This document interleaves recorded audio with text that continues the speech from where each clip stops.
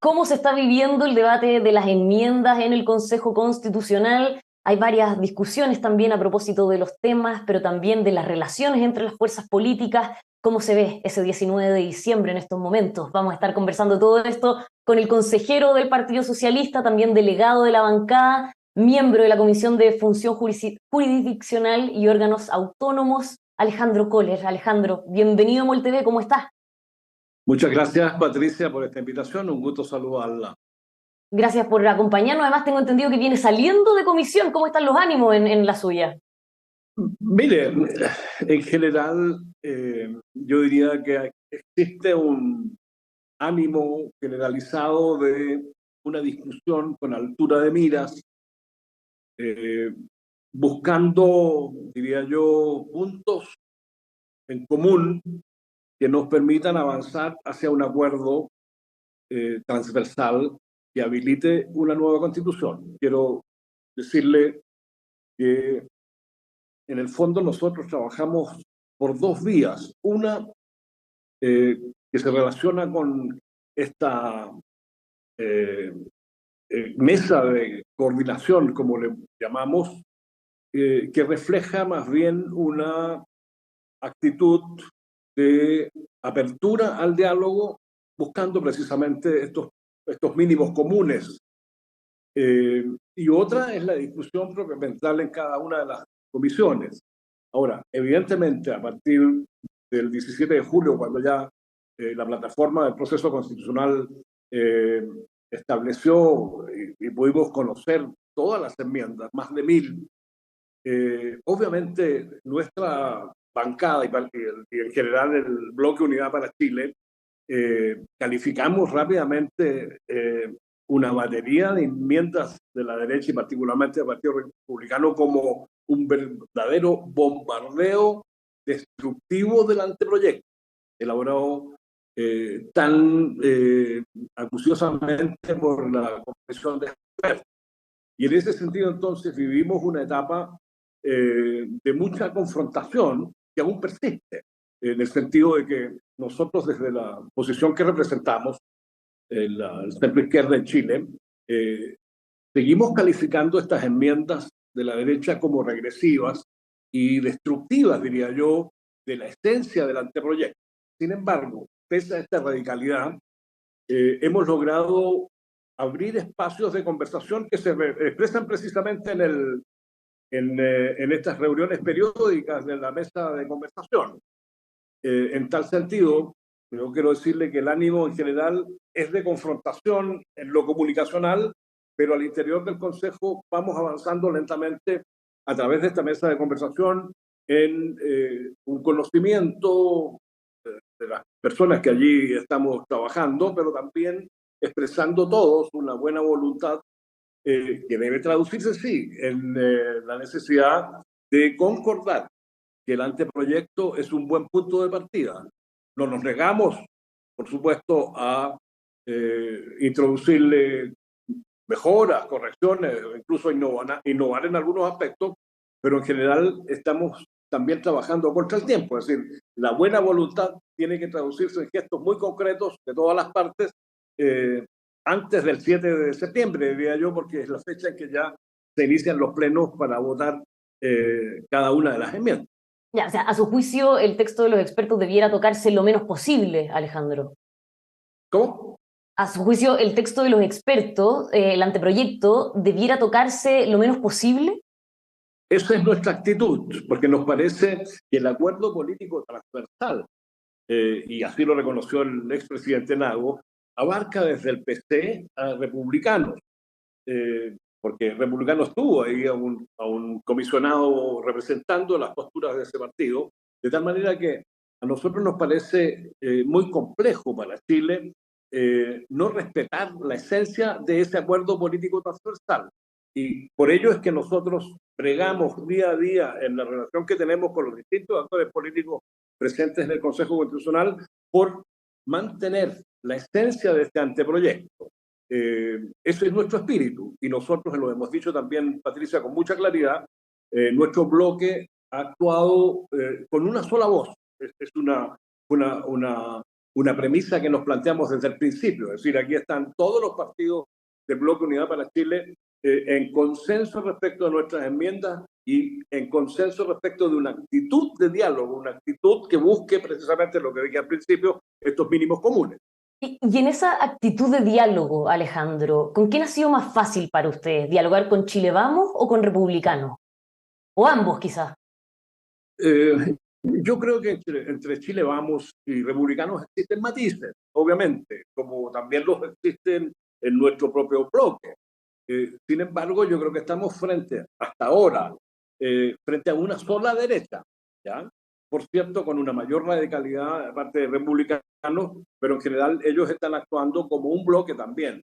Entonces, a nosotros nos gustaría claramente que en ese bloque de derecha pudiera transparentarse, diría yo, y expresarse de buena manera una actitud efectiva de diálogo traducido sí, en acciones concretas, porque a nosotros nos parece, por ejemplo, distorsionar o eliminar el carácter social democrático de derecho del Estado es una cuestión que es un límite absoluto para nosotros. También nos parece absolutamente un límite pretender de una u otra forma retrotraer los derechos de las mujeres chilenas a utilizar el mecanismo del aborto en 3 causales altamente regresivo. También nos parece imposible de aceptar, eso queremos decirlo con mucha fuerza, que se pretenda quitarle la supremacía constitucional a los tratados internacionales, particularmente a los de derechos humanos.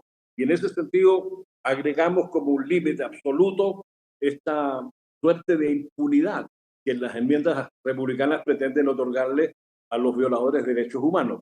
Usted sabe perfectamente que en Chile existen cerca de 50.000 presos en las cárceles chilenas y de ellos 256 tienen más de 75 años y 156 son precisamente condenados por graves violaciones a los derechos humanos. De tal manera que nos parece un traje a la medida para violadores de derechos humanos. Entonces, en ese sentido, yo tengo la percepción de que el Partido Republicano, especialmente, lo que está tratando de hacer es un verdadero programa de gobierno y no una constitución. O sea, ellos están obviamente muy cercanos a esa audiencia, ¿no es cierto?, que se tradujo en una importante mayoría electoral, pero no están pensando derechamente en el futuro del país. Nosotros necesitamos una constitución moderna, democrática, una constitución que prevea el desarrollo de nuestro país, sociedad, hacia los 40 o 50 años próximos, y en ese sentido, entonces, la matriz del texto que vamos a presentar a plebiscito el 17 de diciembre debe ser representativo de esta gran diversidad que caracteriza a nuestro país. Y lo ve muy cuesta arriba, porque a la luz de las últimas encuestas, el escenario para diciembre no es para nada prometedor, todo lo contrario, muy desalentador. Al parecer, así como están las cosas, ganaría en contra ese día. Bueno, estamos conscientes de que existe una desafección de gran parte de la ciudadanía respecto de este proceso. Las razones yo creo que son múltiples y no tendríamos espacio hoy día para analizarlas en profundidad. Sin embargo, yo creo que la construcción de un acuerdo transversal en el Consejo Constitucional podría incidir en revertir esa sensación o esa tendencia de desafección que muestra la ciudadanía con el proceso. Yo creo que tenemos una gran responsabilidad, los dos bloques, no me refiero solo al nuestro, a los dos bloques, de ofrecerle al país un acuerdo que permita revertir esa desafección. Y nosotros como Bancada Unidad para Chile, como Bloque Unidad para Chile, estamos trabajando por ello. ¿Cuán complejo se ve lograr esta sensación de unidad, que claro, no sea solo en alcanzar acuerdo en ciertos temas, Alejandro, sino que también hay un discurso que permee ese sentido por parte de todos los consejeros, porque uno ve ahora cómo están las discusiones y, por ejemplo, entre republicanos y los consejeros del Partido Comunista hay una fuerte discusión, entre cada uno se echan la culpa de que el otro está entorpeciendo el debate. Entonces, de esto a llegar a un acuerdo, a un diálogo profundo entre todos, ¿cuánto trecho hay a su juicio? Mire, a mí me parece, Patricia, que las declaraciones del consejero Marchiesi no responden a la realidad. Yo quiero decir con mucha claridad que el Partido Comunista al interior del Consejo Constitucional y que además es parte de nuestro bloque Unidad para Chile ha tenido un comportamiento de mucha responsabilidad. Y lo que puedo decirlo como ejemplo concreto es que todas las enmiendas que Unidad para Chile subió al proceso constitucional cuentan con el consenso y aprobación de todos los consejeros y consejeras que forman parte de nuestro bloque Unidad para Chile. De tal manera que a mí me parece que no es responsable para Chile cuando hace esa acusación. Yo creo también, y hay que decirlo, Patricia, y yo lo planteé desde el principio, yo creo que nosotros podríamos, si hubiera disposición a dialogar con el profundo sentido de llegar a un acuerdo, podríamos transitar por lo que yo llamo las cuerdas paralelas, es decir, una cuerda en la que vamos analizando aquellas enmiendas que tienen una menor carga ideológica. Por ejemplo, me refiero a todo lo que estamos viendo en nuestra Comisión 2, que es precisamente función jurisdiccional y órganos autónomos, donde hay un tremendo espacio para llegar a acuerdos.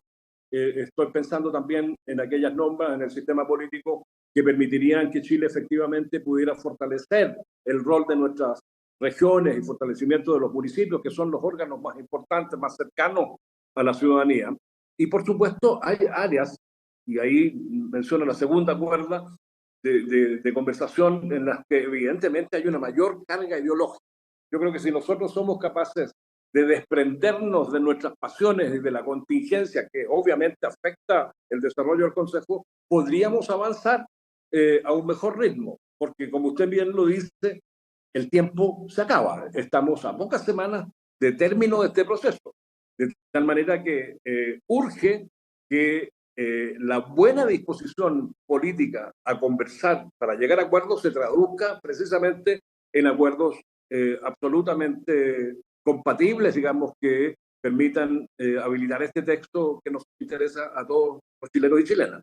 Y esta idea, esta estrategia quizás de las cuerdas paralelas, ¿la han podido conversar en la mesa de coordinación? Quizás como para hacer un cronograma que vaya directamente en esa Sí, línea. yo creo que estamos haciéndolo ya, porque en la reunión pasada de la mesa de coordinación asumimos el desafío de analizar las enmiendas referidas a la corrupción, a la probidad. Y yo pude detectar en esa reunión que hay coincidencias importantes, porque obviamente hoy día la contingencia así lo muestra, ¿no es cierto? Chile está golpeado duramente por el tema de la falta de probidad y la corrupción, pero no se trata de responder a través de una ley, porque para eso está el Parlamento. Lo que nosotros tenemos que hacer es establecer normas que prevean situaciones y doten a los órganos encargados de la fiscalización y control del uso público de mayores facultades y de mayor capacidad de fiscalización. Y en ese sentido, yo percibí, como le digo, en la reunión de la semana pasada de esta mesa de coordinación, coincidencias importantes, de tal manera que tengo la esperanza, una, yo diría, serena esperanza, de que faltando tan poco tiempo podamos escribir, podamos coincidir en un texto adecuado.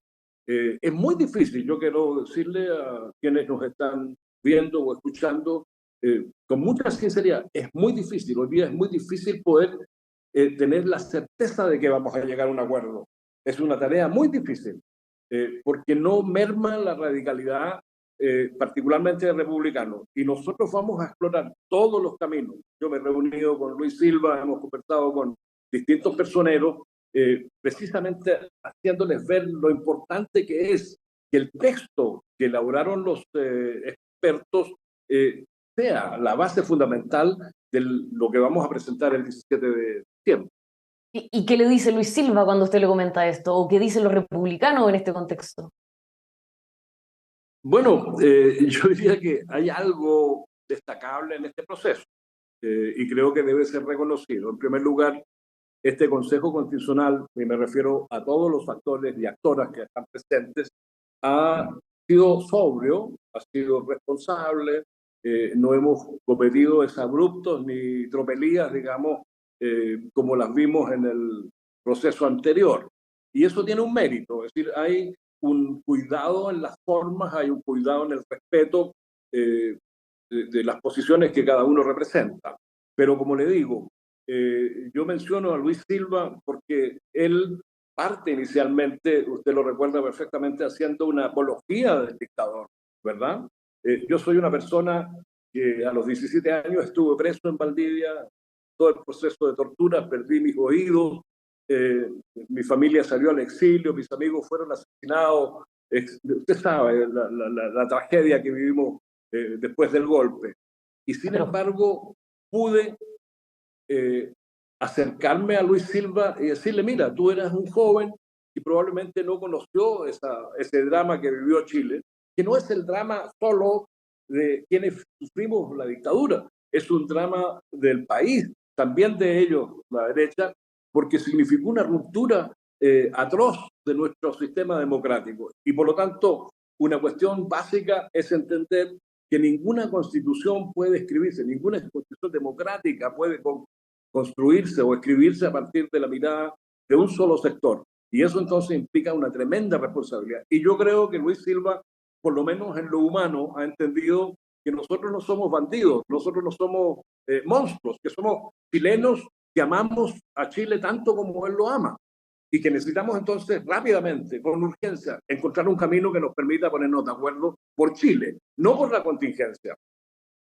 Alejandro, a propósito de lo que comenta y de lo que fue su propia historia, un breve paréntesis de contingencia, porque se acaba de confirmar el cambio de gabinete del gobierno y se confirma que sale el ministro de las Culturas, Jaime de Aguirre, y entra una nueva ministra, Carolina Arredondo. Pero todo esto a menos de un mes, estamos prácticamente a 2 semanas, 3 semanas de un nuevo aniversario del 11 de septiembre, 50 años. ¿Qué le parece este cambio en este momento? Bueno, yo me sorprendo con el cambio porque en realidad estaba en comisión y no he tenido tiempo de leer los medios, ¿verdad? Yo creo que el cambio es necesario. Yo siempre pensé que el presidente Boris tenía que hacer un cambio muy profundo, porque la situación en que está el gobierno es de mucha debilidad, quiero decirlo con altura de miras, con mucho respeto, y lamentablemente la contingencia también golpea y permea de alguna forma nuestro trabajo acá en el Consejo Constitucional. Yo lo que deseo es que el presidente Boric tenga la sabiduría, tenga la posibilidad de hacer un buen gobierno, de enfrentar los temas tan graves que estamos viviendo. El tema de la seguridad pública es un tema que afecta desde la ciudad al campo. Yo vengo llegando, el lunes llegué de mi tierra, Panguipulli, y me cuentan los vecinos cómo se ha ido recrudeciendo la acción de los delincuentes. Entonces necesitamos de manera urgente enfrentar este flagelo del narcotráfico y la delincuencia, pero también necesitamos pensar, y eso sí es un debate constitucional, en mecanismos de largo plazo que permitan dotar al Estado de una mayor capacidad para enfrentar este flagelo que se adecua a las circunstancias. El narcotráfico maneja muchos recursos, maneja mucha inteligencia, muchos medios, y por lo tanto yo veo un Estado debilitado, una capacidad de generación de inteligencia minúscula, con una ANI que nadie sabe dónde está, qué hace, con sistemas de inteligencia de nuestras policías que están dispersos, que no se conectan entre sí. Entonces, aquí necesitamos una centralidad para enfrentar con inteligencia este flagelo de la seguridad pública. Pero obviamente el gobierno tiene que gobernar y tiene que hacerlo hasta que termine su mandato y necesitamos entonces medidas efectivas para enfrentar este flagelo. Yo espero que este cambio de gabinete permita redireccionar, ¿no es cierto?, y fortalecer la acción del gobierno, Oye, de mi gobierno, por supuesto. para terminar, Alejandro, y por esto que menciona de seguridad, ¿qué le pareció, cómo recibió este portazo, podríamos decir, de la Corte Suprema que rechazó esta reclamación que habían presentado consejeros oficialistas sobre la incorporación de nuevos capítulos al texto? Todo esto presentado por republicanos, por la derecha.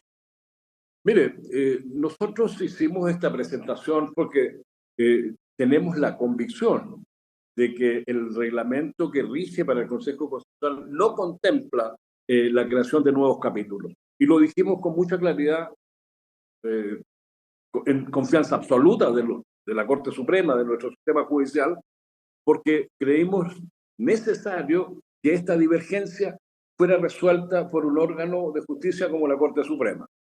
nosotros no compartimos el fallo de la Corte Suprema, pero obviamente confiamos en la justicia y vamos a tenernos a lo que la justicia ha señalado en este caso. No, no es un drama que nos inmovilice, por el contrario, yo creo que nosotros vamos a seguir trabajando en pos de este acuerdo y la razón fundamental por la que recurrimos a la Corte Suprema fue precisamente porque al tratarse de capítulos nuevos, Claro. aparecía imposible incidir en la discusión. Ahora, la Corte Suprema establece claramente de que cualquier norma o capítulo que se incorpore a la discusión tiene que ser debatido democráticamente. Y en ese sentido, entonces, nosotros nos vamos a regir claramente por el fallo de la Corte Suprema.